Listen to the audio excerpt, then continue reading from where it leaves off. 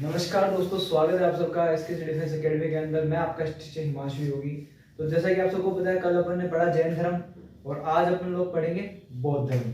तो जैन धर्म में मैंने आपको मेन बातें बताई, उसकी स्थापना, उसके तीर्थंकर, उन सबके बारे में बताई। तो आज हम देखने वाले बौद्ध धर्म। बौद्ध धर्म की स्थापना किसने की थी, ये आप सबको पता होगा कि महात्मा बुद्ध ने बौद्ध धर्म की स्थापना की थी। महात्मा बुद्ध के बचपन का नाम था सिद्धार्थ और इनकी 16 साल की उम्र में शादी हो गई थी। उसके बाद में इनकी एक पुत्री भी, मतलब बच्चे भी हुआ था इनका एक। और उसके बाद में, इन सब चीजों के बाद में 29 वर्ष की आयु के अंदर ये संन्यास लेने चले गए। तो चलो स्टार्ट करते हैं बौद्ध धर्म। स्टार्टिंग से मैं आपको बताता हूँ एक एक बात इसकी। बौद्ध धर्म संस्थापक आप सबको बताइए, महात्मा बुद्ध या फिर गौतम बुद्ध। महात्मा बुद्ध या फिर गौतम बुद्ध।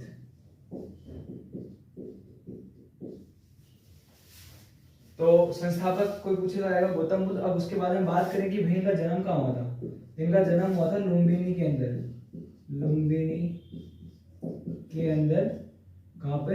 लुम्बिनी के ग्राम कपिलवस्तु के अंदर इनका जन्म हुआ था। उसके बाद में पूछे कि इनके पिताजी का नाम क्या था। इनके पिता का नाम था शुद्धोधन। माता का नाम था महामाया। ये माता का नाम था। उसके बाद में इनके बचपन का नाम था सिद्धार्थ। बचपन क्या नाम? सिद्धार्थ। कई बार बच्चे कंफ्यूज रहते हैं क्योंकि जैन धर्म के अंदर जैन धर्म की जिसने स्थापना की थी 24वें अपने महावीर स्वामी, उनके पिताजी का नाम भी सिद्धार्थ था और उनके बचपन का नाम सिद्धार्थ था। तो मैं इस चीज में बड़ा कंफ्यूज होता था पहले। और इनका पालन पोषण किसके द्वारा किया गया था? इनकी मौसी थी प्रजापति गौतमी। उनके द्वारा इनका पालन पोषण किया गया। और इनकी शादी हुई थी, पत्नी का नाम था यशोधरा।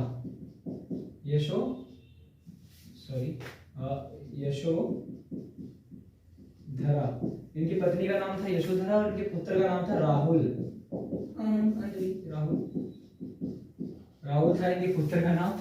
और इनकी 16 वर्ष की आयु के अंदर शादी हो गई थी। 16 वर्ष में विवाह हो गया था इनका। 16 वर्ष में विवाह। अब देखो, महात्मा बुद्ध क्या है कि इसके मेन संस्थापक थे। इनके जन्म स्थान था लुम्बिनी के ग्राम कपिलवस्तु के अंदर। पिता थे शुद्धोधन और माता का नाम था महामाया। और बचपन में सिद्धार्थ नाम था इनका। और पालन पोषण किया था प्रजापति, इनकी मौसी थी प्रजापति गौतमी नाम से इनकी मौसी थी उन्होंने। और इनकी शादी हो जाती है भाई यशोधरा जी से, और इनसे एक पुत्र प्राप्ति होती है इनको। राहुल नाम होता है जिसका पुत्र का। और इनका जो विवाह है वो 16 वर्ष की आयु के अंदर हो गया था। और इनके बारे में ऐसा बताया जाता है कि बड़े बड़े जो ऋषि थे ना, बड़े 3-4 ऋषियों का नाम मिलता है, वो मैं दिखाऊंगा आपको। उन ऋषियों ने ऐसी भविष्यवाणी की थी कि बहुत बड़े सम्राट बनेंगे, बहुत बड़े राजा बनेंगे। पर इन्होंने कुछ ऐसी 4-5 चीजें देखी जिसको देखकर ये प्रभावित हो गए और ये यज्ञ क्या बोलो, वो तपस्या करने जंगलों की ओर चले गए। क्योंकि इनको जीवन व्यर्थ लगने लगा कि जीवन का कोई अंत अगर ऐसा है, बूढ़ा होके मरना है, रोग होके मरना है, तो इससे अच्छा तो तपस्या करे, भगवान का नाम लेके मरे। ऐसा इनके परिवर्तन आ गया था। इनके माता पिता का वंश देख लो। माता थी कौल्य वंश की, कौल्य वंश। और पिता थे शाक्य वंश। क्योंकि कई बार क्वेश्चन आ जाते हैं इनके वंश से। हाँ, और तो गौतम बुद्ध का क्या था कि ये हर समय है ना चिंतन में रहते थे। मतलब कुछ लोग नहीं है देखे आपने, जो है ना ऐसे सोचते रहते हैं, बहुत सारी चीजें सोचते रहते हैं, मन ही मन सोचते रहेंगे, बताएंगे नहीं किसी को, तो उसे बोलते चिंतन अवस्था। हमेशा ये चिंतन अवस्था के अंदर ही रहते थे।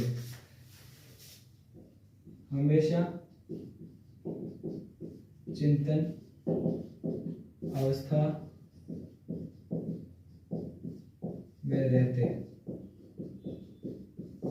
हाँ, उसके बाद में इन्होंने 4 4 रत्न देखे या फिर 4 स्तर देखे जीवन के, 4 स्तर, जिसके अंदर पहला था जर्जर शरीर, जर्जर शरीर, जिसके अंदर यानी बूढ़ा व्यक्ति, बूढ़ा व्यक्ति। दूसरा इन्होंने देखा रोगी, और तीसरा इन्होंने देखा शव यात्रा, और चौथा इन्होंने देखा मुस्कुराता संत। अब देखो इन्होंने 4 ये चरण देखे कि जर्जर शरीर, बुढ़ापा, बुढ़ापे के अंदर आपको पता है कि हर आदमी दुखी होता है, हर आदमी का बुढ़ापा जरूरी नहीं कि किसी ना किसी कारण से वो मतलब जैसे बुरा ही रहता है, जैसे कि किसी को कोई बीमारी है, चल नहीं पा रहा, फिजिकली उठ नहीं पा रहा है, तो वो सारी बीमारी होती है बुढ़ापे के अंदर, तो ये कष्टदायी चीज है। उसके बाद में रोगी को देखा, रोगी को देखा तो उसको भी कष्ट थे, उसको शरीर के अंदर वो कुछ खा नहीं पा रहा, पी नहीं पा रहा, उसके शरीर में रोग लगे हुए हैं, वो जो चाह रहा है वो कर नहीं पा रहा। उसके बाद में उन्होंने देखी एक शव यात्रा कि आदमी को जब लास्ट में मरना ही है, मर जाता है, संसार लोग उसको जला जाते हैं, बात खत्म हो जाती है, और बाद में उन्होंने देखा एक मुस्कुराता हुआ संत। तो उन्होंने 4 चरणों में सबसे सही लगा कि यार संत तो मुस्कुरा रहा है, उसको कोई टेंशन नहीं है, उसको ना ही दुनियादारी की पड़ी है ना ही कुछ और, तो इनको वहां से इनके अंदर परिवर्तन आया और इनको लगा कि हमें भी इसी राह पर चलना चाहिए और संन्यास ही बनना चाहिए। और ये चले गए थे बाद में तपस्या करने। तो मैंने क्या क्या बताया इनके बारे में, इनकी फैमिली डिटेल्स दी, पिता का नाम, माता का नाम, खुद का नाम, इनके पुत्र का नाम, इनकी पत्नी का नाम, इन्होंने कितने वर्ष की आयु के अंदर शादी की थी। उसके बाद में इनके बारे में उन ऋषियों का नाम ये लिखा है जिन्होंने भविष्यवाणी की थी। देखो ऋषियों का नाम ये देखने को मिलता है, कालदेवल, कालदेवल, कौंडिन्य, कौंडिन्य और कालदेवल, कौंडिन्य और एक और मिलता है आतिश, आतिश, हाँ, कालदेव, कौंडिन्य और आतिश, ये 3 ऋषियों के नाम थे जिन्होंने इनकी भविष्यवाणी की थी कि बहुत बड़े सम्राट बनेंगे, और ये तो संन्यास के राह पर चले गए थे। भविष्यवाणी से कुछ नहीं होता, यहाँ से आपको पता लगता है, आप जैसा कर्म करोगे वैसा बन जाओगे। फिर आता है इनके महाभीषण कर्म का टाइम, महाभीषण कर्म जो होता है ग्रह त्याग, ग्रह त्याग। जब ये ग्रह त्याग रहे थे उस टाइम पे क्या क्या हुआ था वो सब इसमें देखने को मिलता है। इन्होंने 29 वर्ष की आयु के अंदर ग्रह त्याग किया था, ग्रह त्याग किया था 29 वर्ष की आयु में, ग्रह त्याग किया। और महावीर स्वामी ने कितनी उम्र में किया था? उन्होंने 30 की उम्र में किया था। ये अपने साथ क्या लेके गए थे? अपने साथ जो घोड़ा चलाने वाला होता है उसको क्या बोलते हैं, याद नहीं आ रहा, सारथी। हाँ, सारथी। वह घोड़ा लेके चले गए थे, घोड़ा लेके गए थे, बस लेके गए। इनका जो त्याग चिन्ह है वो क्या है? इनका त्याग चिन्ह भी क्या था? घोड़ा। त्याग चिन्ह या फिर चिन्ह क्या था? घोड़ा। उसके बाद में बात करें तो इन्होंने ना काश्य वस्त्र धारण किए थे। काश्य वस्त्र मतलब आपने कभी महात्मा बुद्ध की स्टेचू देखी हो तो कॉपर कलर की है ना, वो पहन के रखते हैं कपड़े, ऐसे वो जो उस प्रतिमा में आपको दिखाई देता है उसी कलर के इन्होंने कपड़े धारण किए थे। कौन सी नदी के ऊपर धारण किए? अनोमा नदी, अनोमा नदी के ऊपर धारण किए थे, अनोमा नदी। उसके बाद में बात करें इनके गुरु, इन्होंने पहला अपना गुरु बनाया था प्रथम गुरु आलार कमन, आलार कमल, आलार कमल, कमल है सॉरी, आलार कमल। उसके बाद में बात करें प्रथम गुरु, और ये थे वैशाली के। वैशाली में इन्होंने अपना प्रथम गुरु बनाया था, वैशाली में प्रथम गुरु बनाया। उसके बाद में बात करें तो द्वितीय गुरु,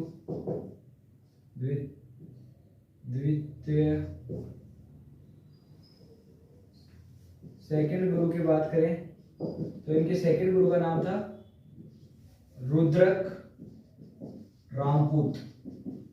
रुद्रक रामपूत इनके सेकंड गुरु का नाम था। और नोट डाल के लिख लो कि ये अपने दोनों गुरु से असंतुष्ट थे, दोनों गुरुओं से असंतुष्ट रहे। इनको लगा कि भाई गुरुओं में इतना ज्ञान ही नहीं है कि वो मुझे सिखा सके, असंतुष्ट रहे। 29 वर्ष की आयु में घर त्याग दिया आपने, सारथी व घोड़ा को लेके गए थे। इनका त्याग चिन्ह घोड़ा है। काश्य वस्त्र धारण किए, कौन सी नदी पर किए? अनोवा पे किए। प्रथम गुरु का नाम थे आलर कमल और वैशाली में इन्होंने अपना प्रथम गुरु बनाया। सेकंड गुरु का नाम है रुद्रक रामपुत्र और दोनों गुरुओं से अब दोनों गुरुओं से ये असंतुष्ट रहे। तो अब दोनों गुरुओं से जब ये असंतुष्ट रहे, उनसे संतुष्टि नहीं मिली, तो उसके बाद में ये क्या किया? उरुवेला नामक जगह थी, उरुवेला नामक स्थान पर क्या किया? स्थान पर 5 ऋषियों के साथ तप किया, वहां पर तपस्या की। 5 ऋषि थे, उनके साथ में बैठे क्या की? तपस्या की, उरुवेला नामक स्थान पर। उसके बाद में ना सुजाता नामक कोई व्यक्ति था, सुजाता नामक नाम था कोई लड़की, उसने क्या बनाई? खीर बनाई। और उस खीर को खाने के बाद में उसके तत्पश्चात इन्होंने क्या किया? अपना तपस्या वो वहां से उठे और थोड़ी, और उसके बाद में ना इन्होंने क्या किया? उरुवेला से बोध गया की ओर प्रस्थान किया, बोध गया की ओर प्रस्थान। आपको पता होगा कि ये काफी इंपॉर्टेंट जगह है बोध गया इन लोगों के लिए, बौद्ध धर्म वालों के लिए।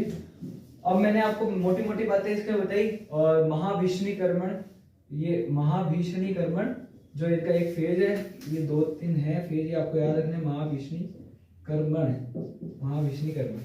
है ना। मैं अब इसको मिटाता हूँ। इसके बाद में जब इनको ज्ञान प्राप्ति हुई थी, ये तो इनके ग्रह त्याग का, अब ज्ञान प्राप्ति के जो मूवमेंट थे उसके बारे में अपन बात करेंगे। अब आती है महाभीष्णीकर्मण में संबोधि का दूसरा अर्थ क्या है? निर्माण मतलब कि जब इनको ज्ञान प्राप्ति होने के बाद में इनका निर्माण हुआ हो। इनको 35 वर्ष की आयु में 35 वर्ष की आयु में ज्ञान प्राप्ति हुई। 35 वर्ष की आयु में क्या हुई? इनको ज्ञान प्राप्ति हुई। उसके बाद में बात करें, 35 वर्ष की आयु में इनको ज्ञान प्राप्ति हो गई। और ज्ञान प्राप्ति कहाँ हुई वो भी तो लिखना जरूरी है। निरंजना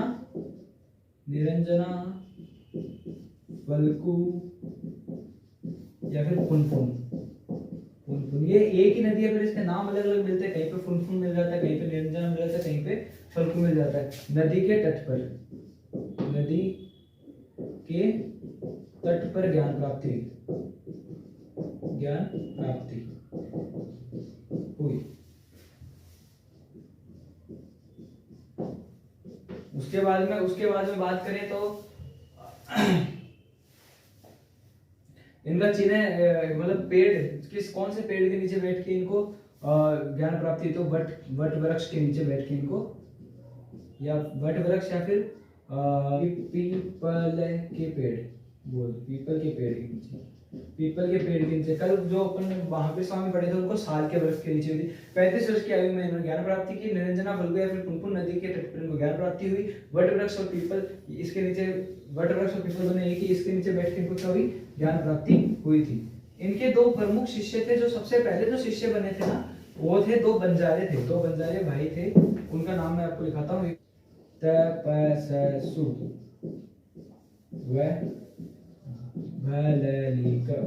तपस्सु व भल्लिक, ये 2 क्या थे? इसके बंजारे थे। ये 2 बंजारे थे जो इनके पहले सबसे पहले जो इनके शिष्य बने थे। अब हमने ये दूसरा इनका भी पढ़ लिया, संबोधिनी भी पढ़ लिया, जब इनको ज्ञान प्राप्ति हुई थी। अब बढ़ते हैं आगे की ओर। अब उसके बाद बात करते हैं धर्म चक्र परिवर्तन। इसके अंदर क्या होता है? इन्होंने 5 ब्राह्मणों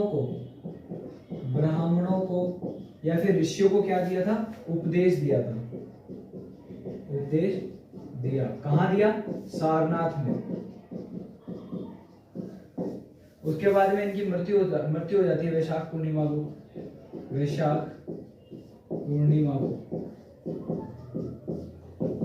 483 ईसा पूर्व के अंदर। और कौन सी जगह पे होती है? कुशीनारा। कुशीनारा नामक स्थान है, वहां पर इनकी मृत्यु हो जाती है 483 ईसा पूर्व के अंदर। अब आगे बढ़ते हैं, इन्होंने कौन कौन से क्या क्या चीजें बताई और इनकी जो प्रमुख बौद्ध संगतियां, जैसे जैन संगतियां हुई थी 2, बौद्ध संगतियां हुई 4, उनके बारे में अपन पढ़ेंगे, वो मैं आपको बताऊंगा। और वैसे आप सबको पता ही होगा कि ना वो मृत्यु की जो घटना होती है इसको महापरिनिर्वाण के नाम से बोलते हैं, या फिर महापरिनिर्वाण या फिर मृत्यु। ये आपको क्या पता कहीं पे क्वेश्चन में महापरिनिर्वाण मिल जाए ना मृत्यु मिल जाए, इसलिए मैंने आपको लिखा है। अब बात करते हैं बुद्ध के द्वारा दिए गए चिन्हों की। तो सबसे पहले आता है गर्भ। गर्भ को इन्होंने कंपेयर किया हाथी से।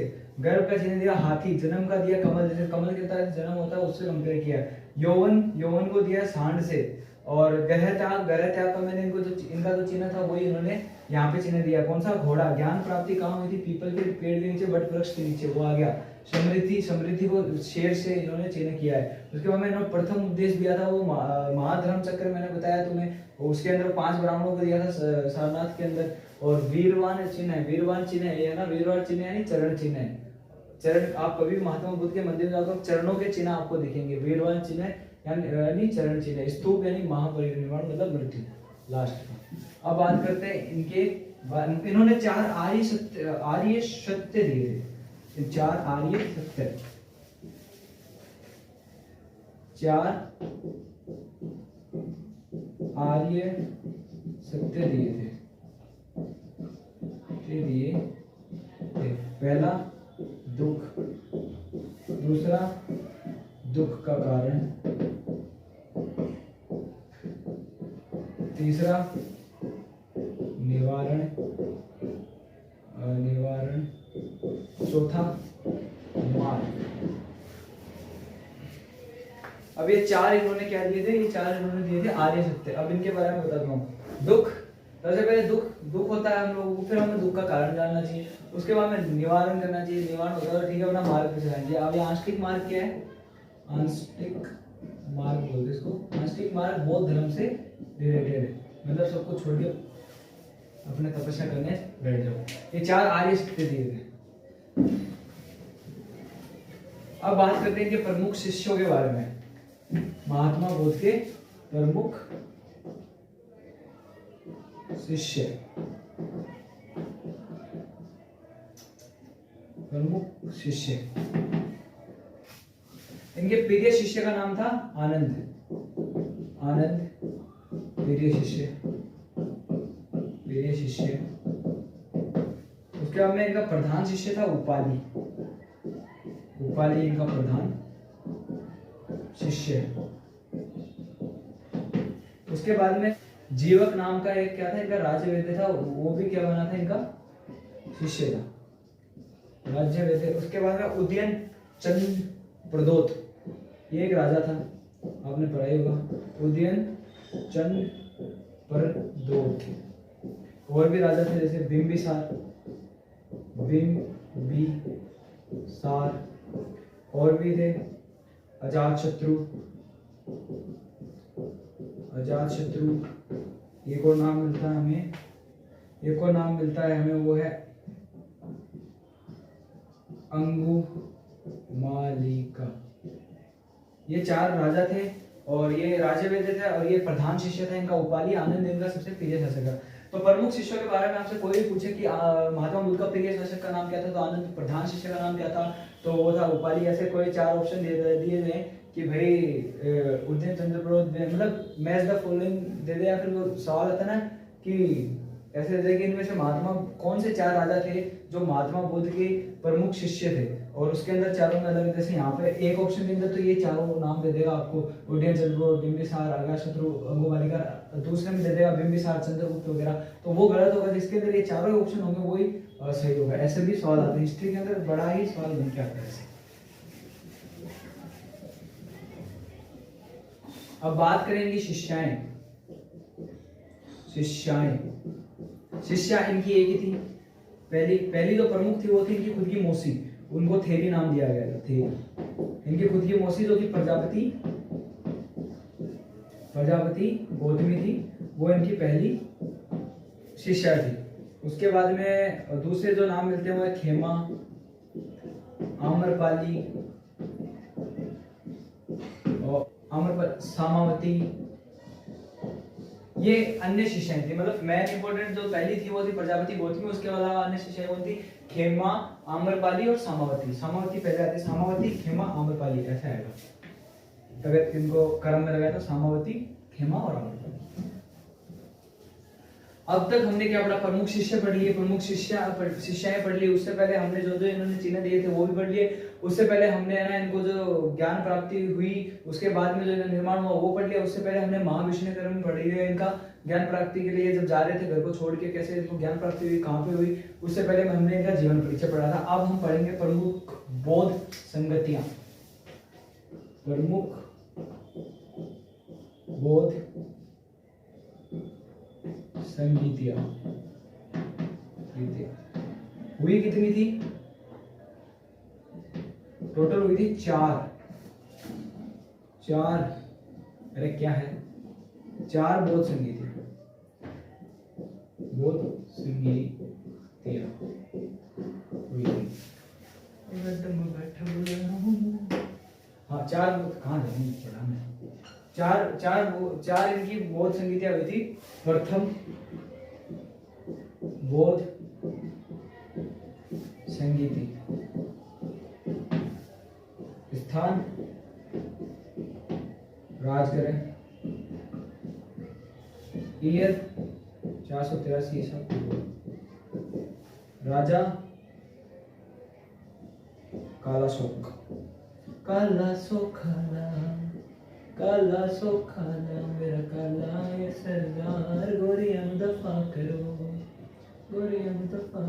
मेरा काला ये सरदार, गोरियां दफा करो।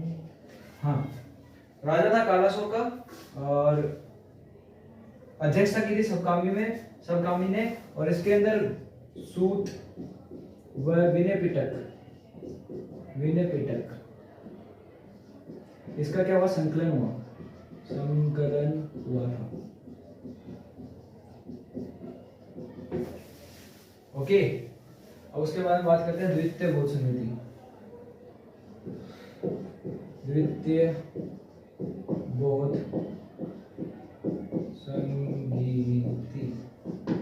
संगीति हुई थी 383 ईस्वी।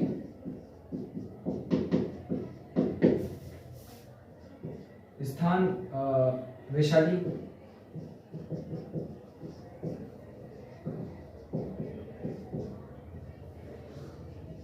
इसके अंदर बौद्ध संघ को 2 भागों में विभाजित किया गया था। बौद्ध संघ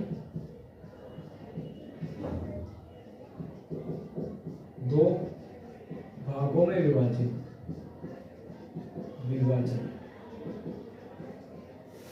वो मैं आगे बताऊंगा आपको कौन कौन से 2 के अंदर हुआ था। प्रथम बौद्ध संगीति, सेकंड बौद्ध संगीति, दूसरी बौद्ध संगीति का टाइम है 383 ईसा पूर्व, प्रथम का है 483 ईसा पूर्व। स्थान राजगृह, राजा कालाशोक का अध्यक्षता, सबकामी, सूत व विनय पिटक का संकलन हुआ। इसके अंदर बौद्ध संघ को 2 भागों में विभाजन किया गया। द्वितीय वैशाली के अंदर हुई थी स्थान। अब बात करते हैं तीसरी हुई थी राजा अशोक के टाइम पे पाटलिपुत्र के अंदर 251 ईसा पूर्व के अंदर, और चौथी हुई थी पहली ईस्वी के अंदर कनिष्क के अंदर। कनिष्क जब राजा था, अध्यक्षता की थी उसकी कुंडल बनी। अब पढ़ते अपन तृतीय बौद्ध संगीति। तृतीय बौद्ध संगीति, और इसका टाइम पीरियड क्या था? 251 ईसा पूर्व। स्थान सबसे पहले तो स्थान आएगा पाटलिपुत्र, राजा द ग्रेट अशोका, और अध्यक्षता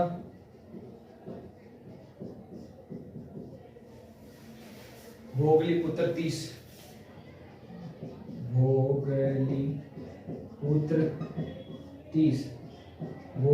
30 ने अध्यक्षता की थी। और उसके बाद में क्या हुआ था इसके अंदर?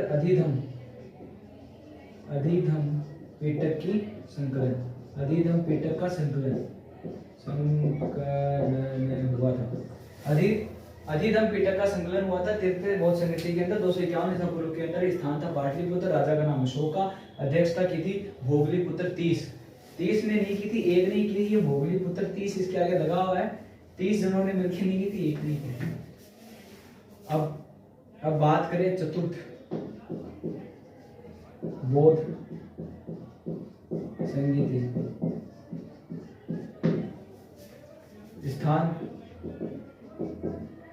कुंडलवन कश्मीर तो मैं कन्याकुमारी साउथ में चलती है।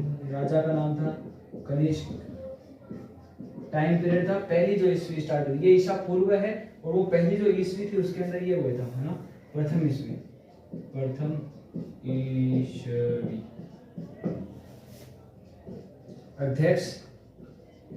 अध्यक्ष का नाम था वासुमित्र,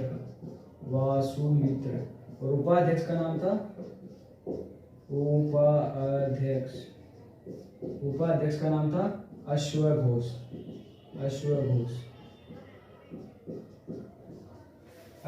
उपाध्यक्ष का नाम है। उसके बाद में बात करें तो इसके अंदर विशेष क्या था, बौद्ध धर्म को 2 भागों में बांट दिया है। बौद्ध धर्म को 2 भागों में बांट दिया, ये विशेष था इसके अंदर। इसके अंदर क्या विशेष था कि बौद्ध धर्म को 2 भागों के अंदर बांट दिया गया था।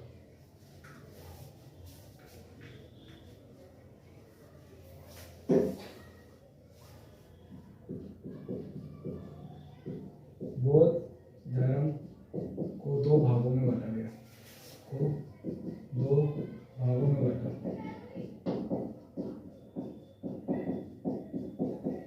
पहला भाग कौन सा था, महायान, और दूसरा हीनयान।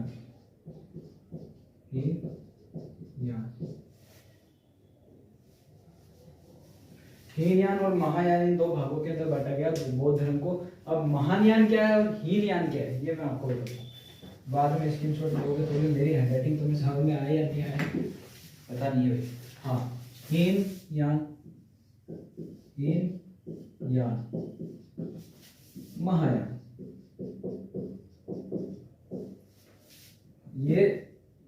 ये प्रमुख जो बौद्ध धर्म है ना, वो है प्रमुख बौद्ध धर्म माना जाता है, ये प्रमुख धर्म, और ये माना जाता है उसका संशोधित रूप।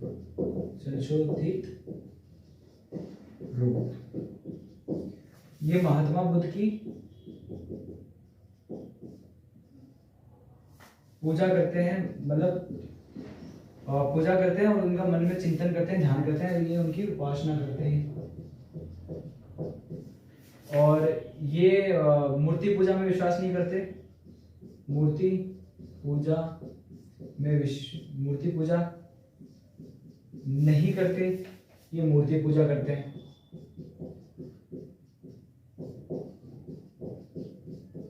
पहली बार इन्होंने महात्मा बुद्ध की मूर्ति बनाई थी महायान। इनके ग्रंथों की मेन भाषा है पाली यानी प्राकृत,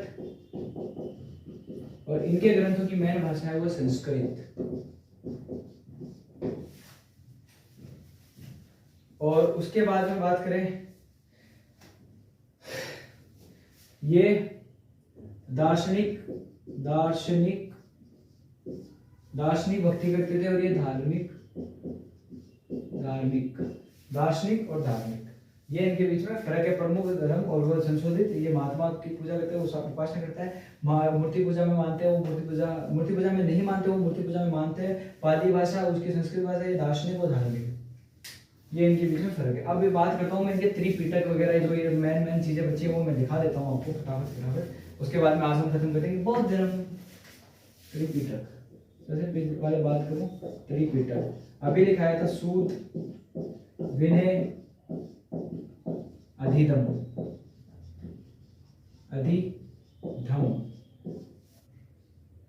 त्रिस्कंध, उसके बाद में आता है आएगा प्रज्ञा, सील और समाधि, ये 3। और त्रिरत्न के अंदर आता है बोध, संघ धम, ये बौद्ध की जगह बुद्ध लिख लो, बुद्ध धम संघ। ये भाई त्रिपिटक है, त्रिपिटक का नाम पूछ सकता है सूत्र विनय अधिधम पिटक, और त्रिस्कंद का भी नाम पूछ सकता है जिनका नाम है प्रज्ञाशील समाधि, और त्रिदंड का भी नाम पूछ सकता है जिनका नाम है बुद्ध संघ धर्म।